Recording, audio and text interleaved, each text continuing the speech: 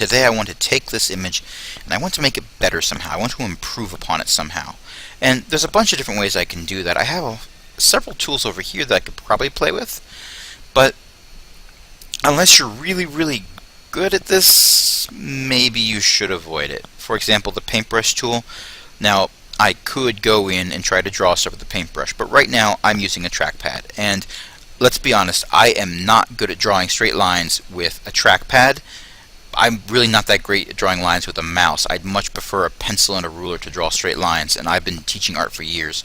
So unless you are particularly skilled at using the paintbrush or the pencil tool to improve digital art, I recommend not doing that so much if you are using a pre-rendered image like this here. Now, for some things you can use a paint bucket and get away with it. Like, for example, I could make the sky be black here, but it's still a little spotty. You can see all these little bits of blue here, and have to go in and individually click on each one, and that might take a while. And also, you start to get this halo effect where things are not a solid color.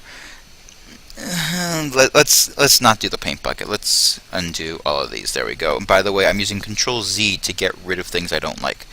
Alright, so if I go up here to where it says colors, there are a few things I can adjust. Brightness and contrast is one of the easiest to get. So you've got two settings here, brightness and contrast. Brightness is how light or dark it is, so I can make it brighter. And it won't get pure white, but it looks sort of faded out. Or I can make it darker, which makes it look like it's a little more nighttime. So I guess that can work.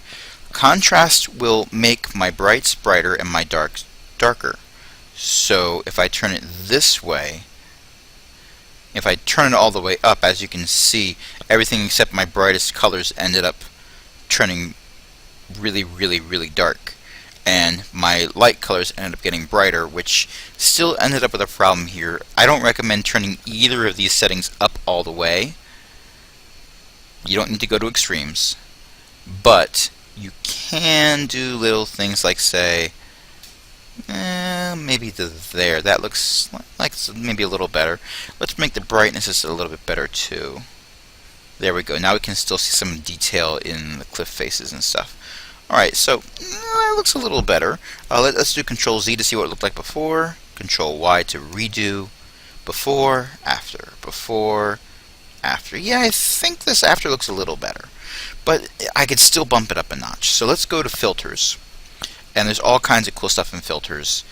Some of these will replace the existing image entirely, so you might want to avoid them, but whatever you do, if you don't like it, you can always Control Z and it fixes it. Say, for example, for render, if I go down and say, oh, I would like plasma clouds. Let's see what plasma clouds look like. Okay, well that looks pretty neat. Well, we can play with this slider here. We can make it more turbulent or less turbulent. But when I hit OK, it takes my previous image and destroys it and replaces it entirely. So I wouldn't consider that I wouldn't consider it an improvement. I would consider it a replacement. So yeah, let's Control Z that away. But there's others where it will modify the existing image, and I can go through and maybe go artistic and look at all these. And maybe let's try GIMPressionist. Let's see what that looks like. I've got all these different options here, and I can play with brush orientation, type of paper. Let's just go with apply canvas to see what that looks like. Okay, now that I like Impressionism, but I don't think that this is an improvement over the original. So Control Z, and I fixed it. There are plenty of filters here. I'm not going to show all of them in this video, but go ahead and play with these because you might be able to get something or find something that you think works really well. Now, something else you can do is you can have these filters applied to just a specific area. So let's say that I want this tree to stand out, but I want the rest of it to be out of focus. I can take a selection tool over here. I'm going to take the ellipse select tool, and I'm going to select this tree, and if I don't get it exactly, I can resize it a little bit. That looks pretty good. So I've selected just this area, but instead of doing something to this spot, I'm going to go up to select, and I'm going to go down to invert. Now, instead of this tree being selected, it's everything else that is being selected. And maybe I don't want a hard edge here. Maybe whatever I want to apply to this, I want it to sort of fade in.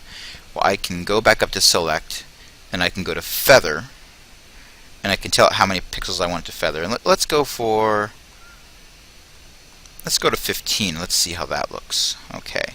Now I'm going to apply a filter. I'm going to go to blur, and I'm just going to pick regular blur. Not much of a difference. Let's undo that. Let's go back to filters. Let's try Gaussian blur.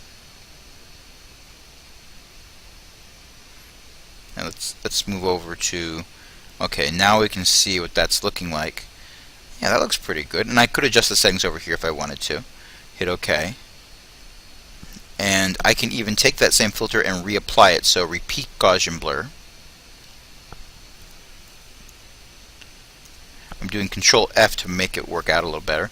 And there we go. I've got one tree in focus and the rest of it's all blurry. If I think this is an improvement, awesome. I can go to File, I can export it, I'm good to go. If I don't think it's an improvement, I can do Control Z until it's back the way it was before. So there you go. Play with filters, play with colors, see what you can do. If you have any questions, please feel free to ask.